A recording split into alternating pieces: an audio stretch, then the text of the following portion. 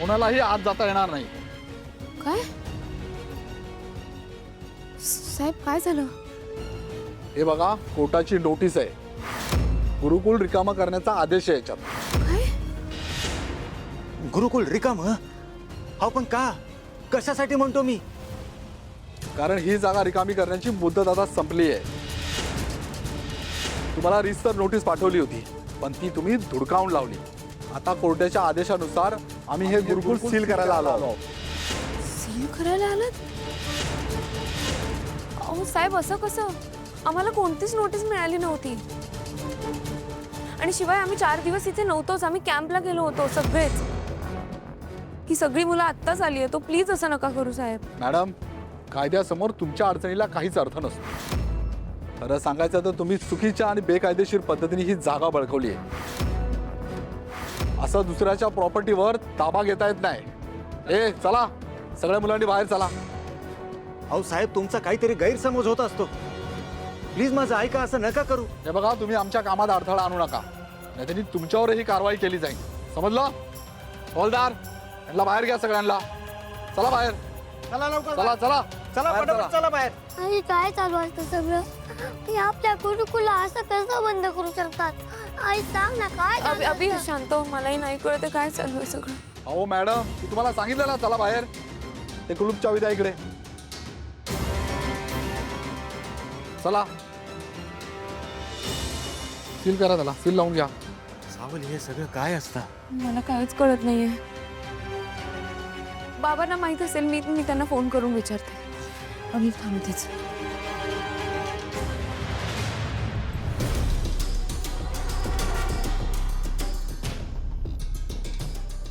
हा बोल सवली, आलात का कॅम्पवरून? पोहोचलात का गुरुकुलात? बाबा, आता आम्ही गुरुकुलात जाऊ. तुम्ही ताबडतोब इथे या प्लीज. काय झालं? येतो मी, पण झालंय काय सांगते की नाही? बाबा, पोलिसांनी आपल्या गुरुकुलच्या जागेला सील केलंय. त्यांचं असं म्हणणं आहे की ही जागा बेकायदेशीर आहे आणि त्यांनी सगळ्या मुलांना बाहेर काढलंय. गुरुकुलला सील केलंय? जागा बेकायदेशीर असं म्हणतात? बरं ठीक आहे, मी ताबडतोब येतो तिथे. आणि तू काळजी करू नको, स्वतःला सांभाळ. गुरुकुलला काही होणार नाही. आलोच मी. लवकर आहे बाबा.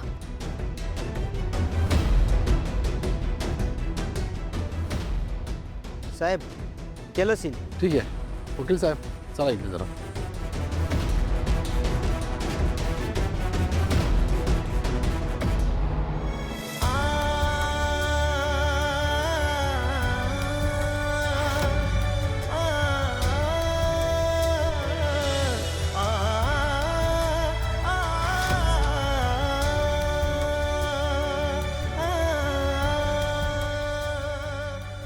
न्यायालयाच्या आदेशानुसार ही वास्तू आणि जमीन रूपम कॉस्मेटिक्सच्या पूर्ण मालकीची असून रूपम कॉस्मेटिक्स हे कसं शक्य आहे? म्हणजे हे सगळं त्यांनी केलंय? व्यंकटेश काका, मला 2 मिनिटं तुमचा फोन देता का हो? प्लीज, खूप अर्जंट काम असतं. जास्त लांब नको जाऊस. आई चहा आणलाय. ठेव ना.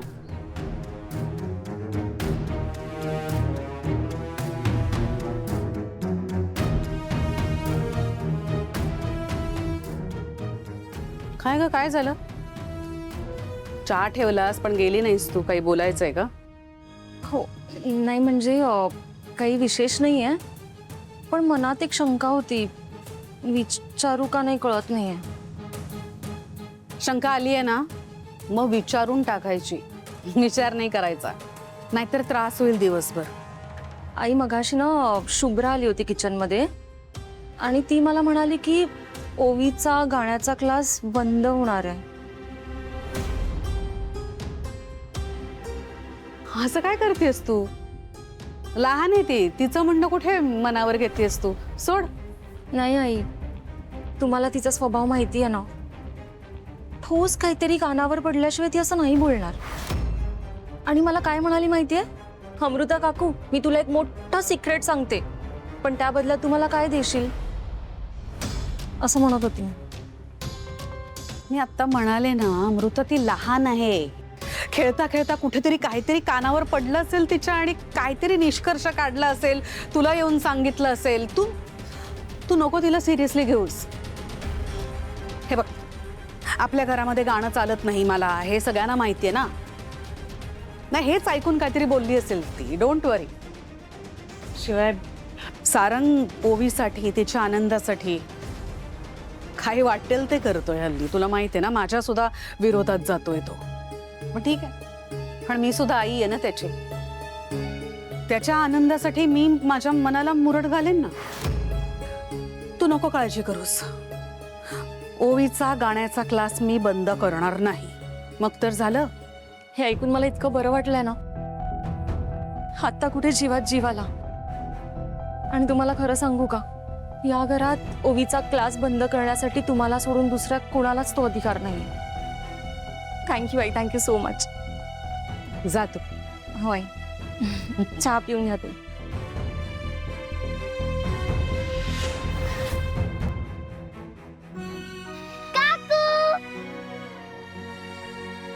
आली बाई ओवी आमची एकदाची. कशी आहेस बाळा? मला काय झाले, मी एकदम बरी आहे. हा, विसरली वाटतं हिला काय झालं होतं ते. हो ना. बाळा ग, तुला खोकला झाला होता म्हणून तर बाबा आला ना तुला भेटायला. बाबामुळेच तर माझा खोकला गायब. बरं, पण खूपच खुश दिसताय ना मॅडम. मी एकटीच नाही, बाबा पण खुश आहे. हो का? छे, मी कशाला खुश होणार. ते पोरं होती ना सगळी, बच्चे कंपनी, त्यांच्यासोबत होतो जरा वातावरण वेगळं म्हणून. बाकी अच्छा अच्छा अच्छा अच्छा. नाही, बरं आहे. आलो, चेंज करतो.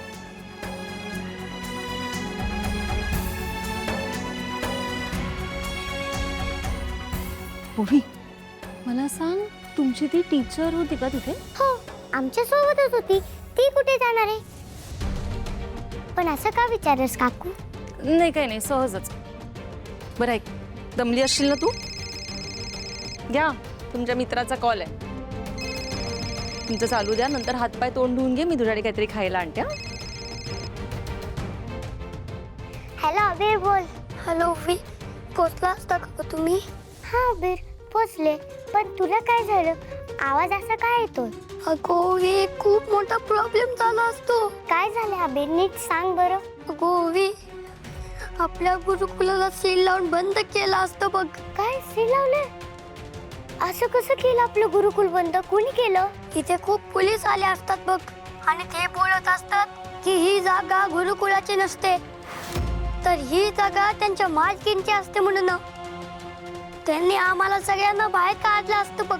असं कसं झालं? कोणी केलं हे सगळं? मी आताच एका पोलीस काकांना विचारलं असतं, तर ते सांगत असतात कोणती तरी रूपम नावाची कंपनी असते. त्या कंपनीने कोर्टाची ऑर्डर आणलेली असते आणि जागा रिकामी करायला लावली असते बघ. काय म्हणाला साबी? रूपम कॉस्मेटिक्स. रूपम कॉस्मेटिक्सने आपलं गुरुकुल बंद केलंय का? हो,